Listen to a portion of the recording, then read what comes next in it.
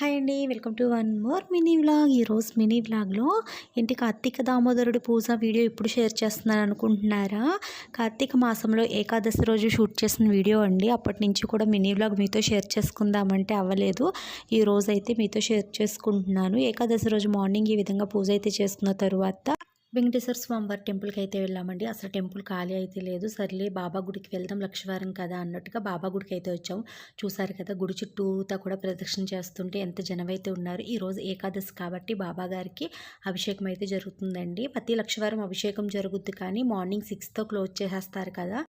ఏకాదశి కాబట్టి ఆఫ్టర్నూన్ వరకు కూడా స్వామివారికి అభిషేకం జరిగిందండి. ఈవినింగ్ వచ్చేసి నేను శివయ్యకి ఇష్టమైన నారికేల దీపాన్ని అయితే వెలిగించుకుని టెంపుల్కి అయితే వెళ్ళానండి. ఏకాదశి రోజు ఫుల్ వీడియో మన ఛానల్లో ఆల్రెడీ పోస్ట్ చేశాను.